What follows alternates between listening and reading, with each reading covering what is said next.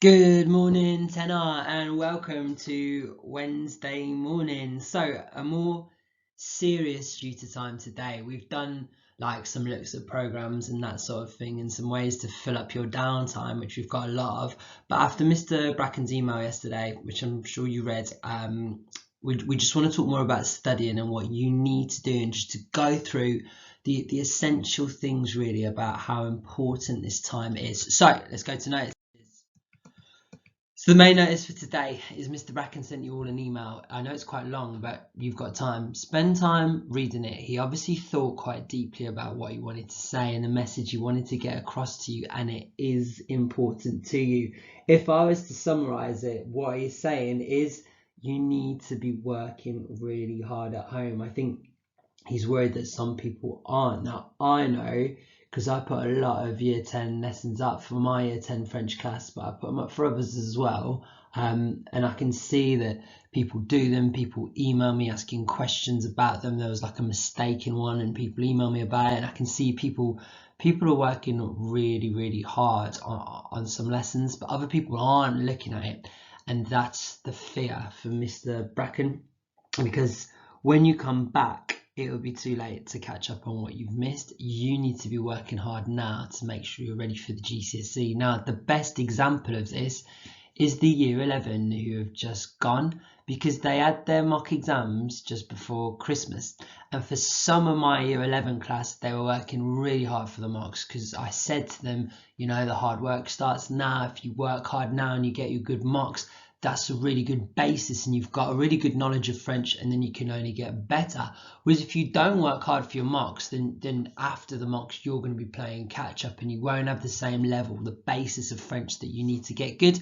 And some listened and some didn't. Now, yesterday I had a meeting over Microsoft Teams, which is like Zoom, like a video call. It was very funny. Like Mr. Murphy left his camera on for ages. He didn't realise it was on. But that's another story. The important thing is we have to rank. The exam boards has told us we have to rank our students from top to bottom, and then award the grades according to this mathematical formula and this sort of thing that Mr. Rudd's worked out, which is good. But how, am I going to rank year 11 from top to bottom? Every kid that does French and every kid that does Spanish. There's only some factors I've got. Assessments. I'm using their assessments from the mocks. From the year 10 exam, I used their best one, and we did a second mock. So from those 3 mock exam papers, I am deciding what grade every languages student gets. Now, if you think about that, those students who worked hard for the mocks, they're going to get a really good GCSE grade because their marks will be high. Those students, even if they were cleverer, even if they were more talented than the ones who didn't work hard, they'd have a lower overall score because they didn't take the mock seriously, and they're therefore going to get a lower GCSE grade. And all of them would have said to you, mocks don't matter, this time don't matter. Well, they do. You never know what's going to happen in this world. So think about that, and think about your year 10 exams, and think about Corona. Like, I'm sure your exams will happen, but there could be a second wave or something else happens, and we'd have to do the same method again. So every exam counts, and your work for GCSE doesn't start in year 11, doesn't start at the mocks, doesn't start just before your exams. The work in year 11 has already started. So make sure you read Mr. Bracken's email and get on it. Any problem, email me. Right, so what we're looking at today, right, is I want to go back to some study videos. Now, Finn has been emailing me every day, as you can imagine, saying, "Sir, how come you haven't sent me a YouTube video on studying and independence and homework? Please, sir." So, don't worry, Finn, this is for you. This is the classic one, the student boss video. You know, that girl who's like studying medicine now at uni. Follow that link, I'll put it in the description today, and go for it. She talks about having a study space to get you in the right mindset, and she's right.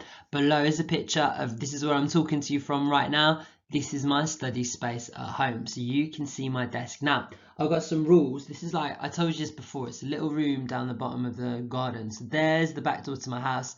You can see how small my garden is. I could spit from here into my back door. So this is the back door to my house. Got a little courtyard, and then I've got this little room at the bottom of the garden. This is where I study, and this is the important thing, because it puts me in the mindset. When I come in this room, I know I'm here to work hard and to push myself. I have rules for this room. Lauren, my partner, she's not allowed in here. If I'm in here working, she's not allowed in here. She's got a knock on the door, because like, I don't want that distraction. I want to be on my own to work hard and go for it. And then I've talked about this. If you have a nice area, it's so easy to work. So I've always got a nice cup of coffee with me just to make me feel nice, to like push me through. And I've bought loads of nice stationery. So I've got loads of highlighters, like there's 2 packs there.